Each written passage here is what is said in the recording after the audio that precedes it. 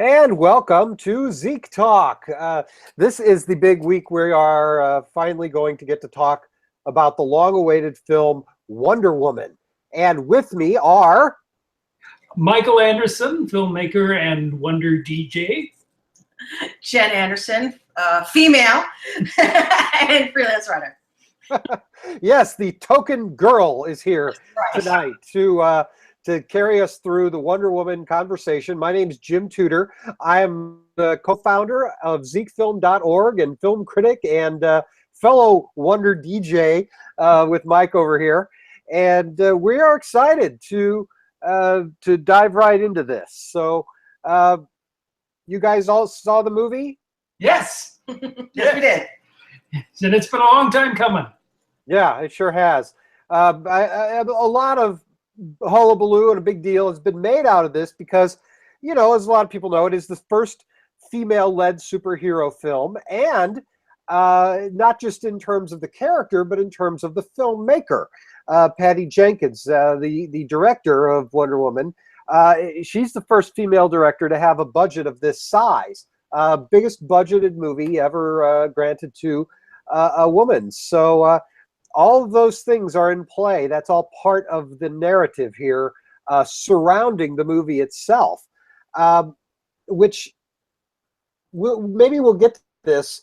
But I think, you know, the narrative surrounding the movie, I think, is threatening to eclipse the movie in some ways, which can happen.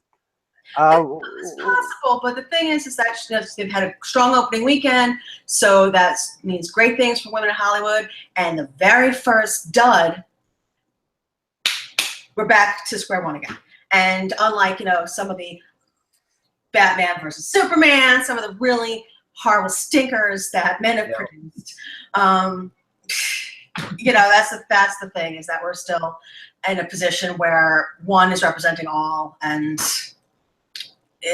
we don't get any slack. So it is very exciting for all the little girls and for all the women who are watching this. And then does say something.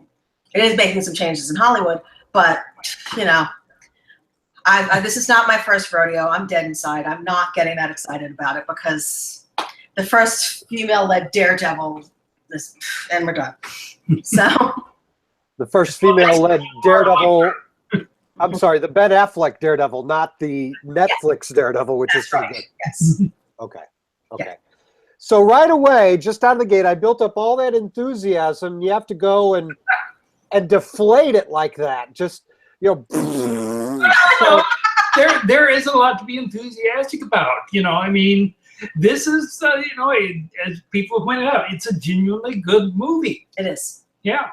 You know, I mean, Jen and I saw it this last weekend. It was, we had a great amount of fun with it.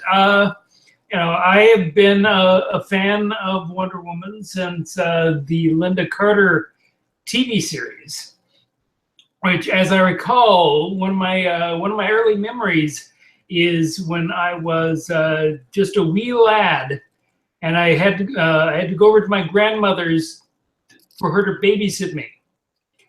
But it was the night that Wonder Woman was on, so we had to watch Wonder Woman. But she didn't get.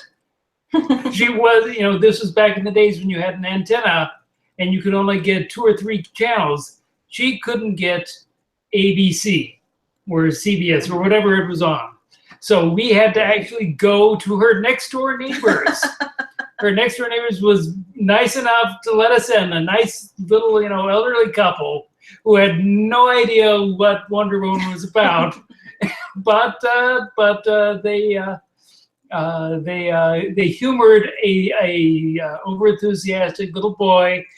You were a cute kid. I was a cute kid. That's great.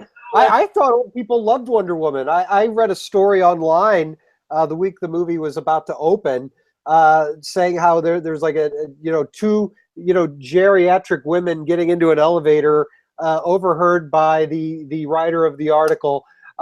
One says to the other, I hope I live to summer. And it's like, why? So you can see your grandkids on their break? And no, so I can see the Wonder Woman movie. That's right. Yeah. So that's great. I mean, Wonder Woman herself is only 76. Mhm. So, this must be somebody who was in the, tween sweet spot right there when they launched the book. Yeah. So Superman got his first movie 40 years ago, so Yeah. true. yeah. And it is echoed in this film. Mhm. Yes. Mhm. No, yeah, there is a lot that go with that, but that's also they're from the same era, which is the 4-panel origin story. Superman. Panel 1, Krypton is about to be destroyed. Panel 2, rocket to Earth. Panel 3, he's in Smallville. Panel 4, he's working at the Daily Planet. There wasn't a lot of narrative. There's no Superman.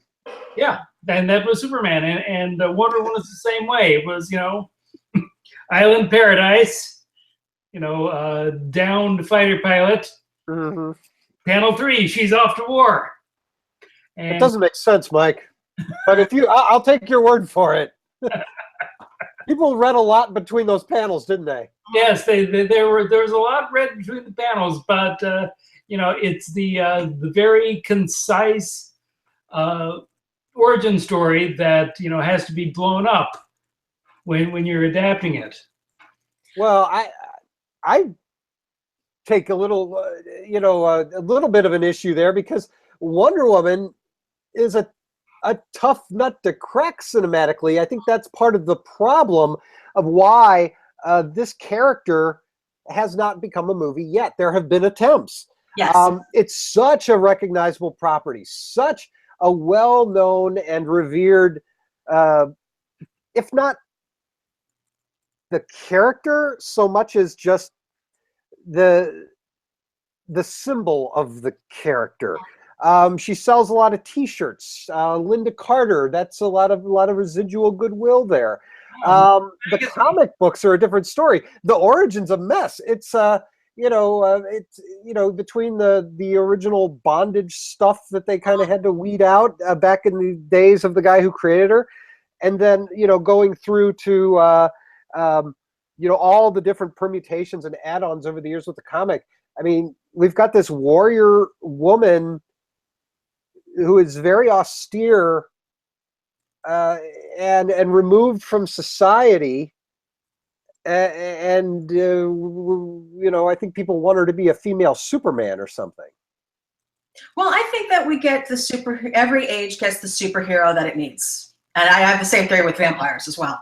It's just we reinvent them to give us what we need, and at different times. So, Yeah. so anyone wanting to go back to the original, it's just that's not right for us anymore. So what we need is a hell yeah, empowered. Yeah. And like you said, they have tried to make it before. And we'd be remiss to say that there have been a lot of stumbles over the years. Joss Whedon most famously tried to do Wonder Woman. Yes. He signed on to do a screenplay, and that got stuck in development hell for years and years. I'd love to see what that would have been, but unfortunately, we had to. We only got the Avengers from Joss Whedon, so. Well, he's on over at DC Cinematic Universe now. He's developing. Girl. I'm very excited about that. He's also taken over for Brian Snyder, I think. Yeah, Zack Snyder. Zack Snyder, yeah. He's had some family tragedy, so he needs to step back. So Joss Whedon has been stepping in for him. So yeah.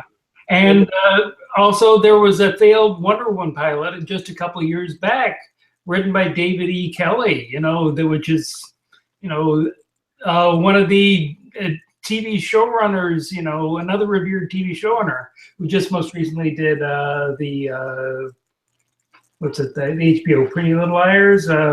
Big Little Lies. Big Little Lies. Mm-hmm. Which was excellent. He also did Ally McBeal. He did Picket Fences, I believe. Yeah. The thing is that, again, I think it was judged too harshly. I think it was fine. I don't think that pilot was a disaster. And I think that things of that quality do get made, but who knows what their show Bible was, what their plans were for the first season, who knows. But that brings us around to the costume. Yes. That I want to talk about, because that had a costume, had pants, it had a jacket. and the pants looked a little cheap in the first incarnation, and they were to fix that. The rest of the time, she's in a bathing suit. And in this 1970s Lady Carter version, when she dove into the water, she was wearing a burkini.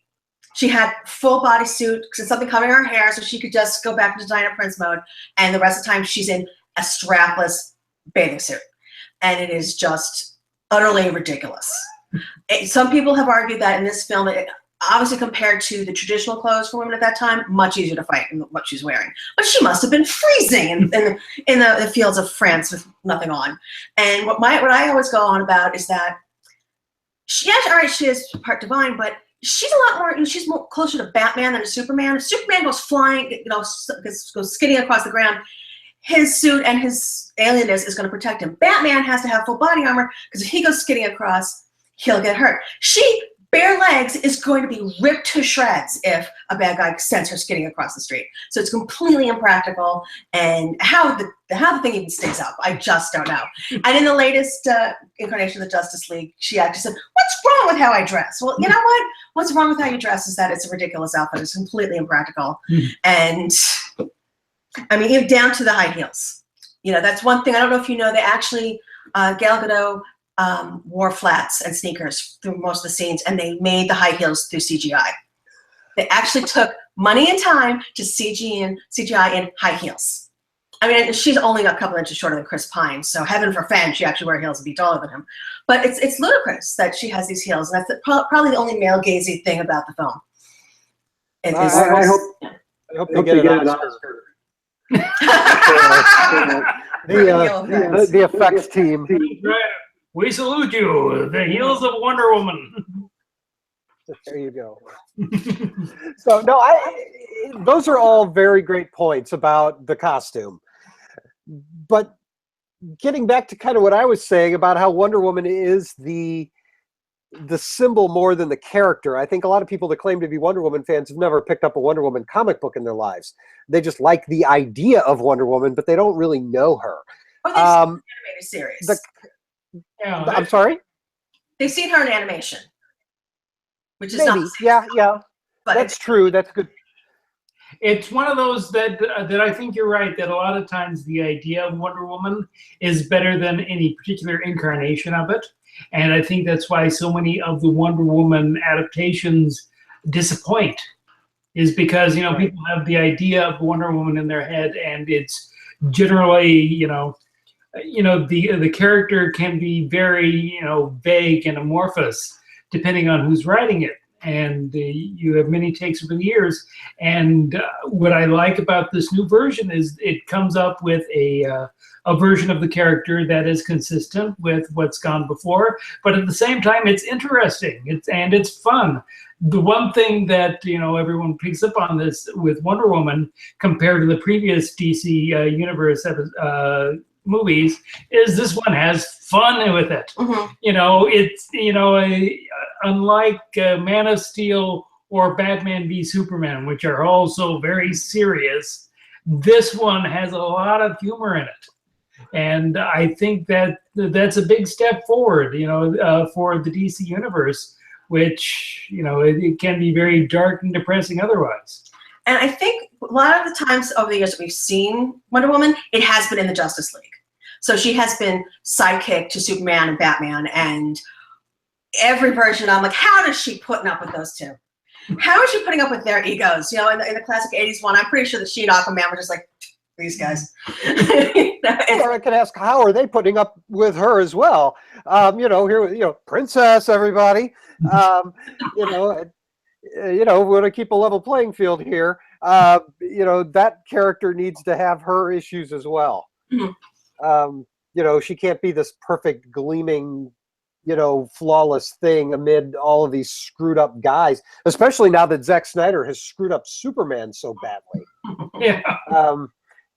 So Wonder Woman needs to have those flaws. But, getting back to the costume,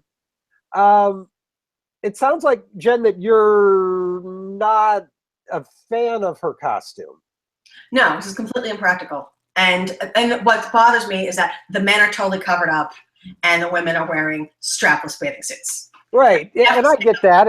It is a curious thing, to say the least. But Mike, I don't know if either of you know, but when Denny O'Neil, the DC Comics creator, who is so legendary now, took over. I think it was him who took over Wonder Woman back in the early '70s and decided that hey, wait a minute, this outfit she's wearing is ridiculous and bad for feminism. I'm going to put her in a karate white karate outfit. So he did, and he caught hell for it from Gloria Steinem, who said, "What are you doing? The costume." A bad choice because it's baggy and shapeless, and that's a bad direction to go to. Well, they call it the Emma Peel version of Wonder Woman. For like a year or two, she was depowered, and she had to learn karate from. See, the thing is, you describe it now, and it's just completely trite.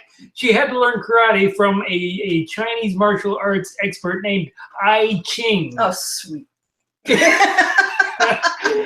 She said it better than I could. His name was actually Phil, but he really had to sell this thing back then. That's what they expect. They expect the I Ching. Yeah.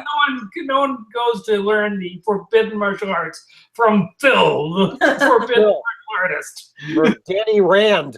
Maybe if Netflix would have cast Hai Ching as their Iron Fist, those people wouldn't have got upset that there's this white guy. Well, it also wasn't very good. It's the thing, when you take a risk like that, it has to be good and worth it, and it didn't pay off. It did not pay off. I have one episode to go on that Iron Fist, man. I am crawling through that. Woo! But no, back to Wonder Woman though. The screenplay is by Alan Heinberg, who comes from television. I can't remember the show that he did at the moment. What did he do?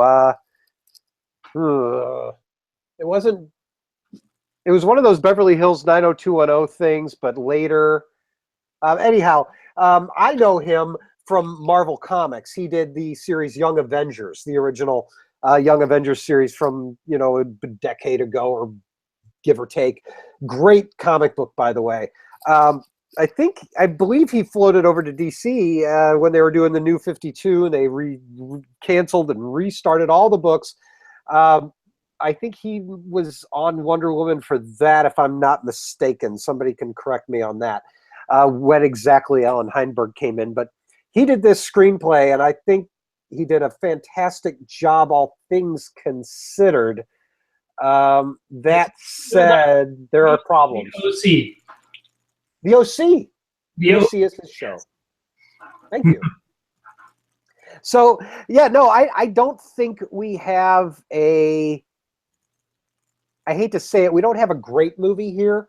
We have a very good movie with a few great parts, which, according to Howard Hawks, that's all you need, really. Yeah. to get by. I think that, this movie, I think I liked it better than you did. I think that, definitely the great parts are great. That whole no man's land sequence, is fantastic, where she goes over the top and she leads, them to victory, and she liberates the village. That is just a fantastic sequence, and one that Patty Jenkins had to fight for. Really? Yeah, the people, running the film series, they wanted to cut that. They thought it was going to be too expensive, and they didn't want it. And she fought tooth and nail for it. She was like, "This is the big moment." Yeah, it is. It's going to be iconic. It's going to be a classic moment. Yeah. Well, and a critic friend of mine here, who's very into superhero films, Jim Batts over at We Are Movie Geeks. I was talking to him about this, and he made the point that's your climax of the movie, really. This business at the end, the big CGI fight with the war, God of War is that doesn't work. It was. Like you said, the very ending, the God of War. I think you have something to say about. Well, yeah, a few things. It's just I'm tired of. I've seen David Thewlis play 2 bad guys this year, and I'm done with it. I want him being a good guy again. I'm just so done. Spoilers. I thought this was a spoilery conversation. I apologize. And yeah, it was also. Ares said that he wasn't making the people fight, but as soon as he dies, everyone drops their weapons and starts hugging. So I think he was lying, obviously. So people did not interpret that way. Yeah, I think that the very ending, the big climactic battle, is the weakest part of it. But go up till that point. I was with it, all the way. This was especially since this is one of the films that brought sort of a freshness into the superhero genre that's not been there for a while. Now that we've gotten sort of used to the big Marvel movies coming out, and they've been consistently good. But I think that what was missing from the end was the exuberance and the fun. The ending of the movie did take itself much more seriously than the rest of the film. And so that might have, just a total change might have helped. Yeah. I don't know. I think that the tone at the end was always what they were striving for, but were not hitting like they needed to for the first half. For me, the first half was kind of a slog. I did not enjoy it as much as I was hoping I would, until they got to that clothing store and she started trying on clothes, and it culminates with that moment where she finally lands on her outfit and exits the store carrying her weaponry, and just as though she's carrying a briefcase or a purse or something, and it's just, that's my favorite part of the movie, just when that they're like, whoa, hey, that I love. I just laugh thinking about that part. I think this is one of the cases where men and women saw a completely different film. Fatal Attraction is the same way. Who's the bad guy in that film is completely different. A lot of women who I've spoken to could watch an entire movie of just the mascara. We loved it. And the battle scene on the beach was spectacular. It was not as good as the No Man's Land scene, but it was better than the finale. It was just fantastic. And representation may be a part of why women liked it so much. But, and maybe one of the reasons men disliked it is this movie went on for quite some time without any men talking, which we liked quite a bit. It made a very wonderful change. And it was a female-driven story, and Steve Trevor played the girl part, the role in the story. And that just spoke to a lot of people. We've had so many attempts at something like that, and it's just fallen flat. We've had so many insulting female characters, and Steve Trevor was a good, well-rounded character, so it's not that he was given a disservice. But, oh yeah, no, more Thin Mascara. Please, all the Thin Mascara, we could have 2 hours of that. It was just, yes, I understand that things were not moving yet. You knew we were waiting to go to the war, but oh no, that was awesome. That was just amazing with the God Killer, and she's just determined to fight, and the mystery of who is she and why is she the only kid? And oh my God, Robin Wright, Princess Buttercup is just amazing. So I thought those costumes they were wearing looked kind of silly, and Zack Snyder, in his career has taken all this criticism for putting the camera up the skirts of women and whatnot. This movie does quite a bit of that, and they get away with it because, it's somehow not considered leering. This has to do with angles and tone, is that male gaze versus female gaze. None of them were ever sexy. And a lot of the Amazons were actually played by professional athletes.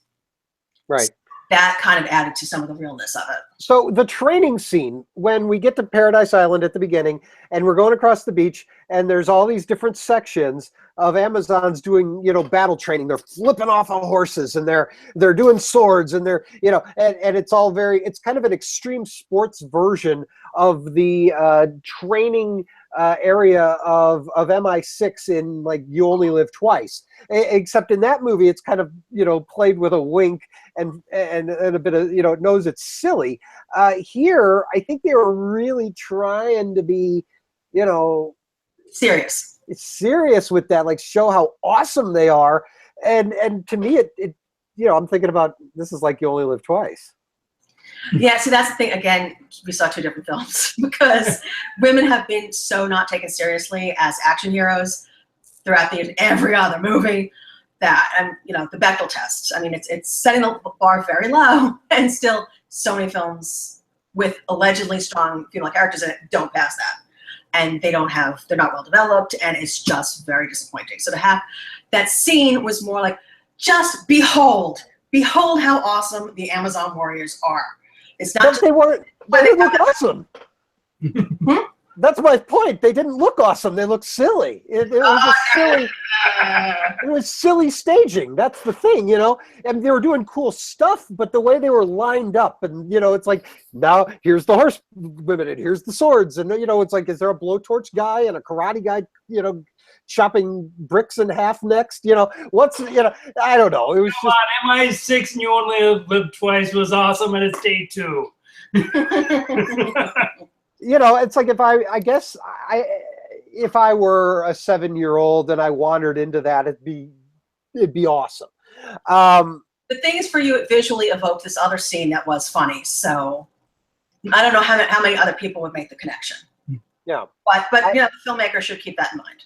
I don't know. I think they may not make the You Only Live Twice James Bond connection that I'm referencing, but maybe there'll be something for some people that'll tip it. And also, the shots of the little girl up there watching the fights, going, yeah, punch, punch, punch, and the cutaways of her when they're reading the book, and it just to me, I was like, this is not I get what's supposed to be happening here, but it's not coming together like it should.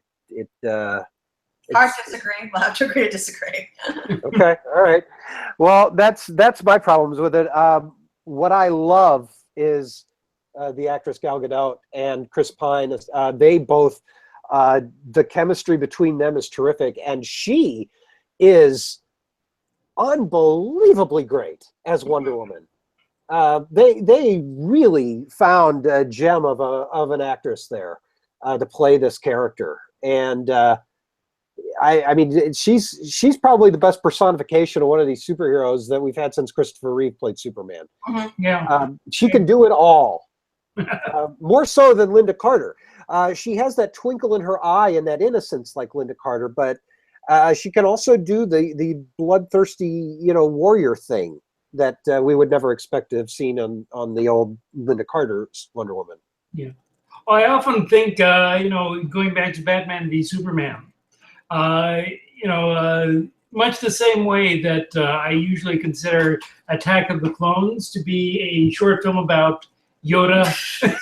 You got that one from me. Yeah, Attack of the Clones is a short film about Yoda fighting Count Dooku. Yes, that's what that is. It's just a 10-minute film. It is not a 2-hour film at all. If you consider Attack of the Clones a 10-minute film about Yoda beating up on Count Dooku, then it's a fantastic movie. Right. And similar to that, Batman v Superman, if you consider that a 10-minute movie about Wonder Woman showing up, that's a great movie too.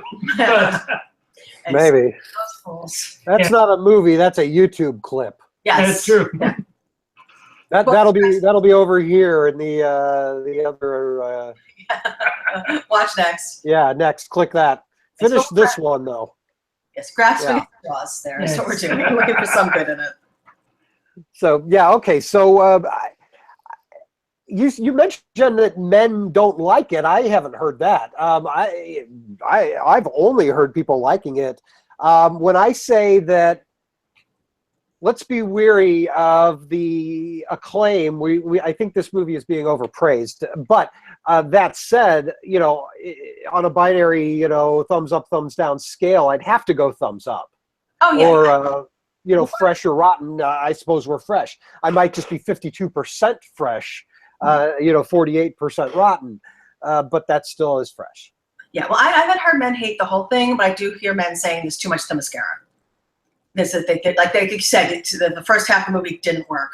And maybe it was just a heck yeah moment for all the women in the audience that won't hold up, but I think it really resonated with women, and with men it was just like a really long, drawn out coming of age story And the thing is, we have seen all these coming of age stories with the little boy watching the warriors and fighting with a stick instead of a sword, and trains and becomes King Arthur or whoever. And it's our turn.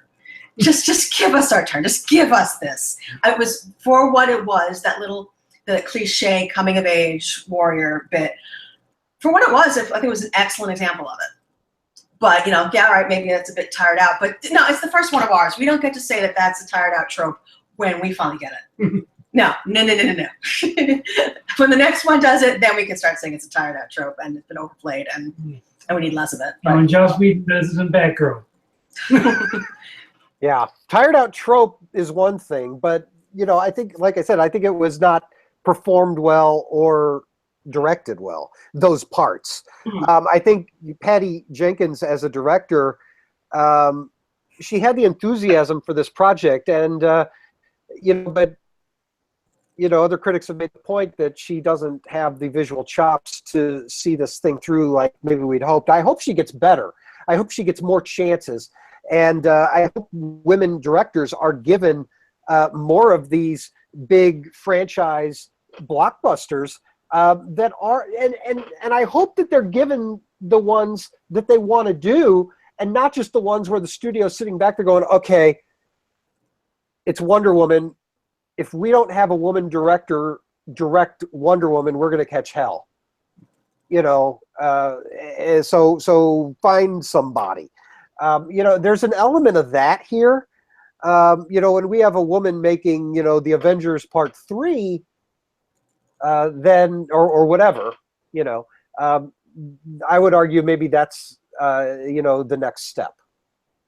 I mean, I think definitely. I mean, the Marvel movies are pretty much more like a TV series. I don't see why, you know, they haven't brought on a woman director. I think they did, didn't they, with Thor: The Dark World, and then they fired her, or she left. Yes, did.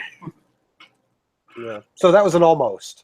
That was an almost, but there are a lot of strong female directors out there, and it would be great to see them tackle some more of these superhero movies. Yeah, I think Ava DuVernay was offered. Ava DuVernay was offered Black Panther and said, you know, that's not for her. Which, you know, more power to her. She's doing Wrinkle in Time, I think. Yes. Which is probably a better use of her talents, all things considered. Here's hoping. When it comes to comic book movies, women are less invested because the experience, at least in the past, of us going in the 80s and then before, going into a comic book store was not a pleasant experience. That you walk in there and you are going to be accused of being a fake geek. And it's so there are women who are old enough to be directing who are not connected to the comics because of misogyny in the comic book shops. And Yes. the customers, not necessarily the people who work there, but yeah, we have actually been kept out by gatekeepers and accused of being fake geeks. And so yeah, that's changing, and there are a lot of women writing fantastic comics now, so that will change at some point. But right now, it's like, no, that's not us. It doesn't resonate for us at all, or as much. Yeah. Right, and that makes perfect sense.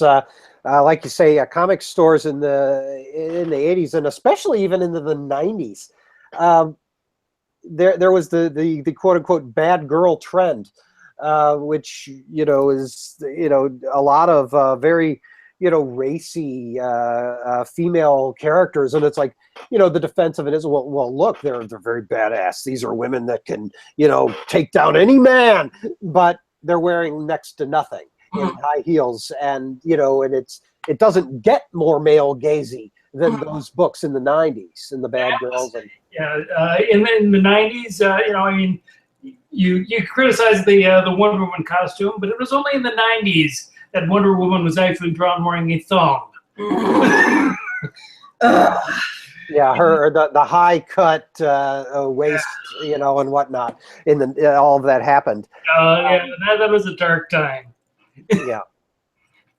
Right. So I'm in favor of the costume. I mean, the iconography, for better or for worse, has to be there. You know, it's like if they change her costume too much, it won't be Wonder Woman to people. You know, it's like Wonder Woman running around in pants and a jacket on that David E. Kelly show. It's like, well, no show then. Under the jacket, she had the tube top. Yeah. She had the strapless top. And that is the most important part, is here. is Mhm. from here to Better Ways. That's the most iconic part. Yeah. The fact that the TV line is showing is not relevant to the character. I sort of like the Spartan look. You know, sort of the long Spartan skirt kind of thing. You know, I think that looks really good because you know that's sort of more armored, you know, leathery look. You know, that looks a lot more practical. You know, than in the bikini. Bikini look. Oh yeah, I totally agree. I think all of that works for her. Some of those Amazons, their headpieces didn't quite fit right, and you know, it looked a little off. And it's like, oh gosh, you know, you know, we're a few steps from the old Power Rangers villains here, and their embarrassing costumes. I'll give you that. Fantasy headgear almost never works. Yeah. Any franchise. Yeah, I have to say, you know, even going back to Thor, it's like Jack Kirby drew those helmets. They look great on the page, but you put them in real life, doesn't always look the greatest. Yeah. Well, I just think that it's just fantastic that the first whole superhero movie is Wonder Woman. That feels right. You know, that beats, you know, Captain Marvel or whatever out of the gate. Wonder Woman is first and should be first.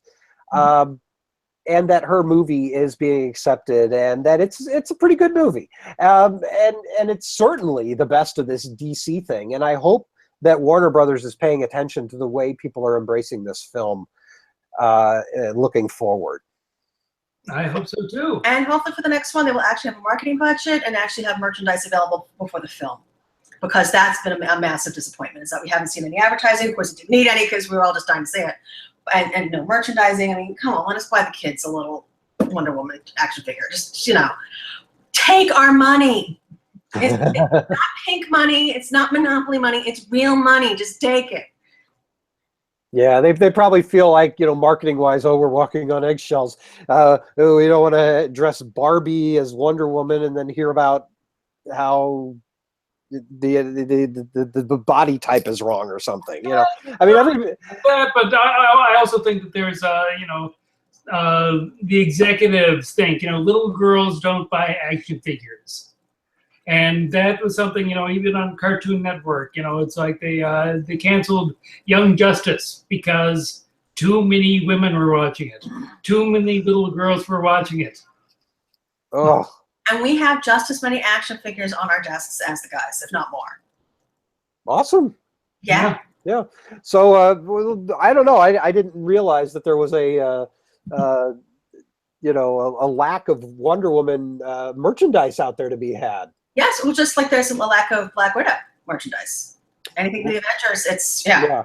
That takes me back to Toy Story back in '95, where I could not for the life of me find a Buzz Lightyear, and I was looking. I wanted to get one, and they're just everything was Pocahontas from Disney, and then in Toy Story 2, of course, they did a joke about the toy stores being woefully unprepared for the popularity of Buzz Lightyear. Yes, well, Disney knows much.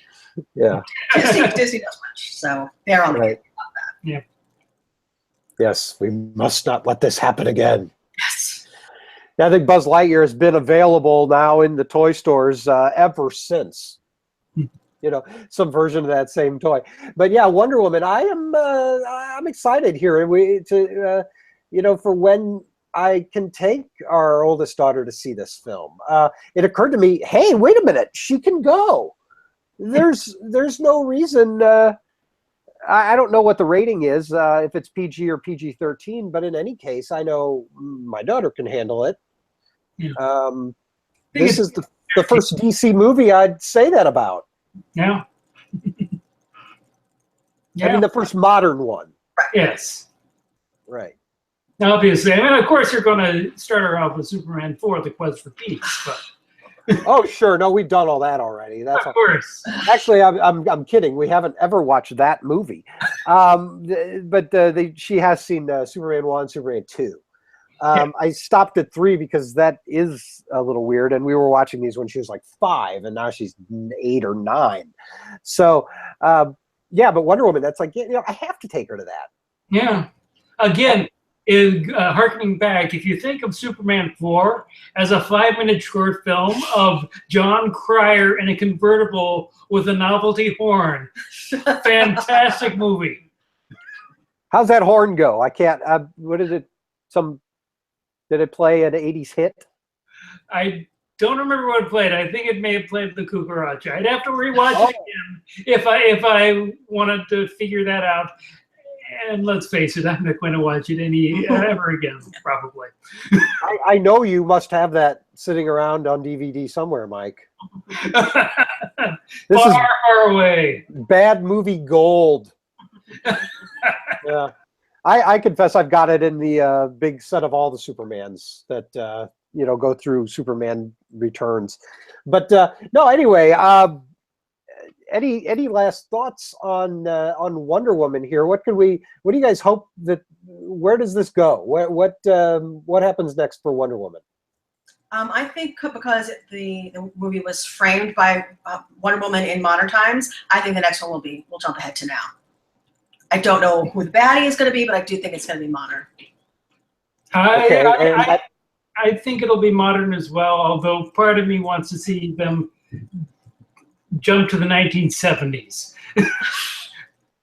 just because, as a sub to all of us who loved the series back in the day. So they could jump to whenever they wanted to, I guess, with the exception that, and I'm not sure of this. I've only seen Batman v Superman the one time, and I'm not looking to watch it again just to find out the answer to this question. But did they establish in that film that she was Wonder Woman in World War I, because Bruce Wayne sees the picture of her that they take in Wonder Woman, and then so he knows that she's that old, but did she put down the Wonder Woman guys all until Doomsday showed up? Mm. Most likely not. Does anyone know that? Because I just don't remember. They did not touch on that in the film. Because it's like no one ever heard of her. If Bruce Wayne didn't know who Wonder Woman was, odds are she's been pretty low key throughout history. This is true. She may have just gone back to the island and had lots of adventures there. So maybe, or it could be that she just worked in the background. She did things a little bit more secretly, which is again the story of feminism in the 20th century, is it not getting acknowledged? And, and just like the Diana Prince Wonder Woman switching back and forth in the series, in the TV series, it's just, no one actually gets it. She's the same person, and because no one's paying enough attention to her. It isn't that she's subtle, it's just that no one is taking her seriously. So she can get away with transforming into Wonder Woman all the time. So I think that may be part of it. And we'll see. Yeah. And I hope we get the spinning transformation. We did not get the spinning transformation, or my favorite Wonder Woman thing is the invisible jet. Oh yes. Where was the invisible jet? Maybe it was in the movie, and it was just. It was invisible. Yes. Yeah. Well, they hadn't gotten jets yet, so it was an invisible prop plane, and right. An invisible Wright brothers. Propeller plane. Well, that's the thing is, you read some of the early comics, and there are a lot of things that don't quite make sense, like the fact how all the women on Themyscira, one of their favorite things to play is bullets and bracelets. It's like, well, how did you guys get all the bullets if you've been fired from everyone else? It's like, well, just don't pay attention to that. Yeah. It's the same thing with why we built this plane that's invisible. See, all right. Joss Whedon's script was supposed to explain what the invisible plane was all about. So. Oh, that was what that was about. Yes. The whole script about an invisible jet. Well, if Attack of the Clones is all about where the stormtroopers came from, we could have a movie about where the invisible jet came from, right? That's right. Well, okay, one more bombshell here, and I'm sorry to do this. One criticism that I heard that I thought was very interesting of Wonder Woman came from a woman on a different podcast saying that this film is being hailed as this feminist breakthrough movie. What it is anything but, according to this person. and I've just been kicking this around in my own head, that because in it, Wonder Woman, comes out into the world. The character is infantilized by the plot and needs to be walked through by her boyfriend, by Steve Trevor, who kind of steers her around and shows her the ropes, and then finally she does what she does, according to this person, her take on the movie, because of her boyfriend, the love for him, as opposed to it's her sacred duty to save the world. Yeah, I didn't see it that way. I think when she got to London, she was a fish out of water, so of course she had to have Steve and Etta introducing her to the world and helping her acclimate a little bit. But then she was like, okay, I don't know the geography. I don't know how, take me to where I need to be. And once she was like, no, I'm doing something about this. She was just like, cape off, walking across no man's land. She's like, no, it had nothing to do with him. He was telling her not to do it. She was like, yeah, shush. Just, no, I'm done doing this right now. I see good that needs to be done. I'm going to go do it. It has nothing to do with impressing her boyfriend. And the thing is that all of the men in their group are like, she's the leader. She's the tough, the strong one. She's the tough one. She is the one who's going to take out all the bad guys. She is the strongest of our group. And none of them are like, she's the strongest? No. They all were like, oh, look at what she can do. Okay. Yeah, no, they get out of the way of that awfully quickly, with to their credit. Yeah. And the infantilization criticism is the one that sticks with me. The business about what she does at the end and the reasons for that don't wash, I don't think. The whole bit about how her superpower is love, I didn't see that. I mean, yes, I guess love for humanity, and she wants everyone to not fight and be happy. But yeah, I did not see that as much. But and I don't see a lot of romantic love in the film anyway. Right. But... Well, it's muted, but it's there. It's sweet. It's a sweet, tender thing, and the relationship between Chris Pine and her is, it's wonderful. Their chemistry is wonderful, and I will miss that when they go into the future and they can't have him unless they pull a Lyle Wagner, and say, hey, it's Steve Trevor's grandson, and there's Chris Pine in a slightly different attitude. Yeah, I could see that happening. But well, then if he has a wife and kid back home, what's he doing flirting with Wonder Woman? That's true. Yeah, see, that just makes it that just makes him kind of creepy. Yeah. Oh, good point. I hadn't thought of that. Yeah. So no, that's Lyle Wagner's character couldn't have. I'll stop.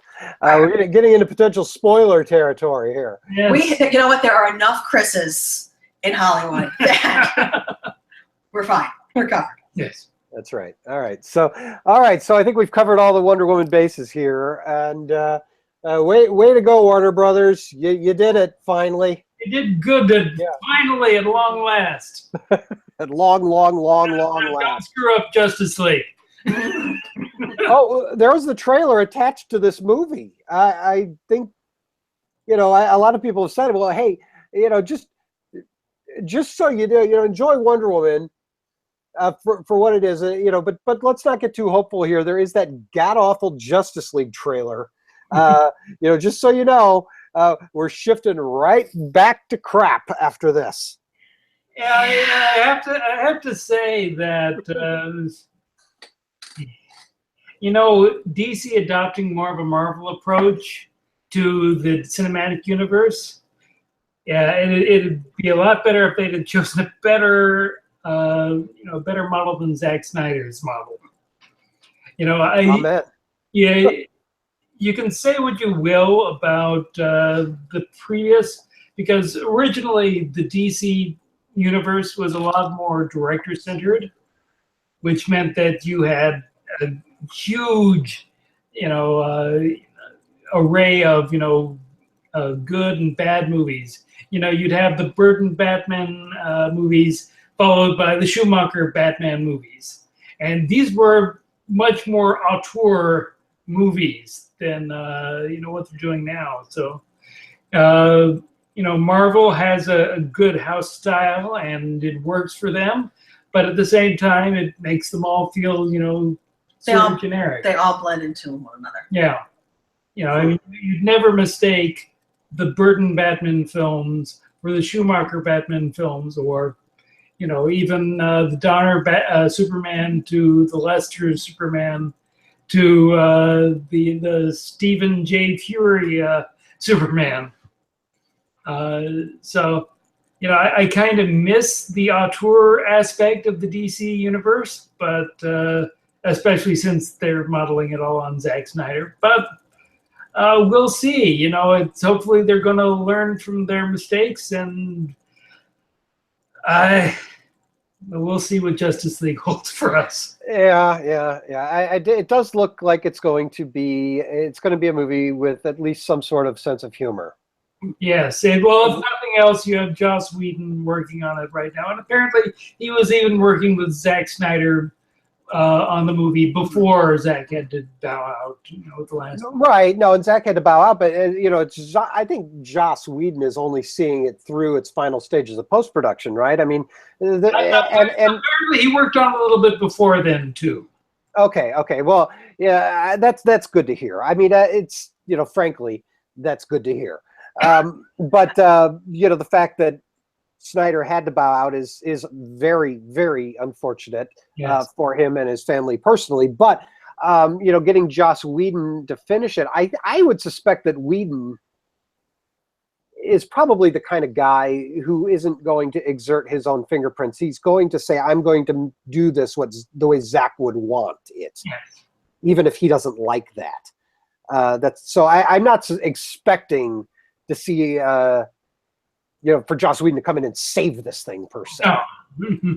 Well, I think it's all in the script. So it's the decisions that are going to make or break Justice League have already been made a long time ago, because it's got a sense of humor, and it also has to be not make it the Batman, Superman, and company that most versions of the Justice League have been. It needs to be more of an ensemble. We've got a fantastic version of Aquaman. We have already seen a fantastic version of Wonder Woman. Make it their film. Batman and Superman have been squabbling, and they're just, oh God, they're just useless. Put them on the backbench.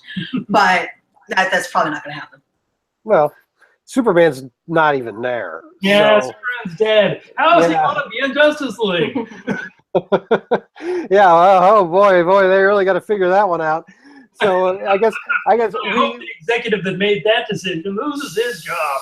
Yes. Oh, well, we shall see. How are we going to bring back Green Lantern without people thinking about the other movie? Oh gosh, so that's all happening.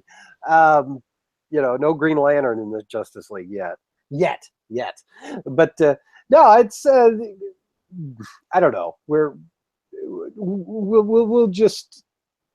We'll just see, won't we? Yeah. I was going to say something else, but I can't think of what it is. So it's getting late. Well, you know what? The women will turn out for that film because we have Wonder Woman and we got Jason Momoa. We like our Drogo, so we will turn out for that. And even if it's just for the opening weekend, and we all find out it's a stinker, but take our money. So at least they're luring us in with a little beefcake. So yeah, they'll take your money, and they'll say they'll misinterpret it as like, well, this is a vote for this movie being good, even though Zack Snyder has made garish, eyesore superhero movies about Superman and then Superman and Batman, and even with Wonder Woman, with Patty Jenkins, I think she was so out of her element with the action scenes that she probably sat down and had coffee with Zack Snyder and talked about speed ramping, this effect of, slowing everything, random slow-mo that's, again, garish in Wonder Woman when it happened. I think that the speed ramping was sort of baked into the DC universe. It was like, there are certain parameters that Zack Snyder set up, and one of them was speed ramping, and also the desaturated look, and there are some things that it's like like I said, they're trying to set up the DC house style, and they're setting it based on Man of Steel and Batman v Superman. So Yeah, a melted snow puddle in March is kind of, a gray day and the snow is melted and there's like oil and gunk collected in the snow. If you just like zoom in on that when you're driving by an embankment down the side of the highway and you see that's the aesthetic. Yes. That's the aesthetic. So I couldn't hate it more. I'm glad Wonder Woman got away from that for the most part. Yeah. It still is in there a little, and I guess because it has to be. No, it's World War One. It's just World War One. They made a good choice picking in that war because it was apocalyptic. Yeah. No, it is. It is a much better, thematically, it's so much better. My father-in-law made the point that World War One is, in many ways, we're still fighting that war. And it sowed the seeds of modern warfare in a way that, nothing else can, we can't articulate that in another story. The story of another war. Yep. So, and when you're dealing with, Ares is the god of war. So it does. It was a good decision. Yes. And plus, Captain America was in World War II. And so we can't do that again. This film's already going to get all kinds of comparisons to Captain America, the First Avenger, because of the war, old, back in time thing. I think it personally has, more resembles Thor, the first Thor movie, where, he's this, he comes to Earth and he doesn't know where he is, and, this empowered being. But both of those are good, Captain America and Thor. And this hey, if that's what we're being reminded of, that's fine. Yep. Agreed. All right then. Well, we'll reconvene next week. There is a new Mummy film opening with Tom Cruise. Review is already posted at ZekeFilm.org by Eric Yates. I did not get to see this Mummy Tom Cruise film. I hear it stinks, but Eric, I think, enjoyed it. So he may be the outlier here. We may have a contrarian, a positively minded contrarian in our midst. So check that out. We will see. The Mummy. Yeah, you're not seeing the Mummy. Don't. No, I'm not at all. I'm not leaving the house for that. No. No. Unless it is preceded by Abbott and Costello meet. It's not going to get No, it's the original shared universe, man. The Universal Monsters. That's the original shared universe, and you got to respect that. And now we're bringing it all back, and it's called the Dark Universe. And just strap in for this, because it's, if you don't watch The Mummy, it's like not seeing Batman v Superman. It's like, well, it stinks, but you have to see it. Otherwise, you won't understand everything that's coming later. Well, if we're going back to the classic Universal movie universe, then I think what we need are the Harold and Kumar meet the Mummy. I'm sure they can make that happen. That would be amazing. That would be amazing. Now you're leaving the house. Yes. Okay. With Neil Patrick Harris as the Mummy, of course. Of course, and John Cho and everything. Yes. All right, Mike and Jen. Jen, anything to plug? No, just follow me on Twitter at Jen Anderson NYC. And Mike? I'll plug this. This is the, appropriately enough, the Wonder Woman 75 years, celebration of 75 years. It's a collection of all sorts of comics from throughout her career, from the very beginning to some of the more recent New 52 stuff. And it's a good sampler if you're looking to find out what the comic book Wonder Woman is all about. And of course, they've done these 75 years for Superman and Batman, and I believe, many of the others, Green Lantern, Flash, etc. So always a good sampler. Any excuse to read Silver Age stuff. Oh, absolutely. Is she wearing the karate outfit in there at some point? Yeah, at some point, yes. Okay, it's all represented. Okay, well, fantastic. At Zeke Film, I did review the film we talked about last week, the 8-bit generation, the Commodore Wars. Woo! Boy, that's up. You can check that out.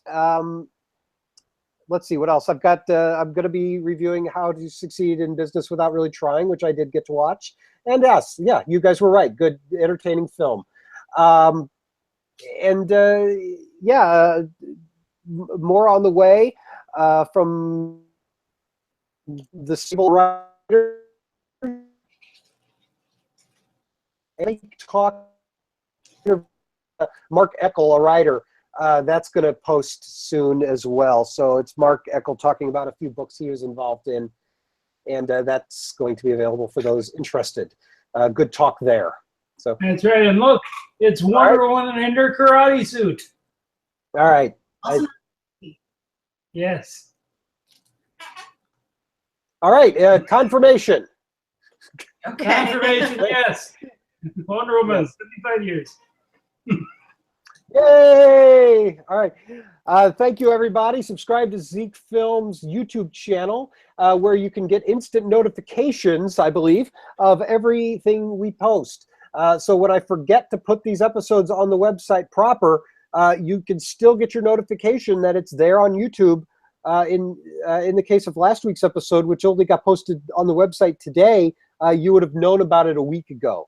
So that's a way to stay ahead of the curve. So subscribe to Zeke Films channel, and thanks everybody, and we'll talk to you guys next week. Okay. Have a good week. Happy trails.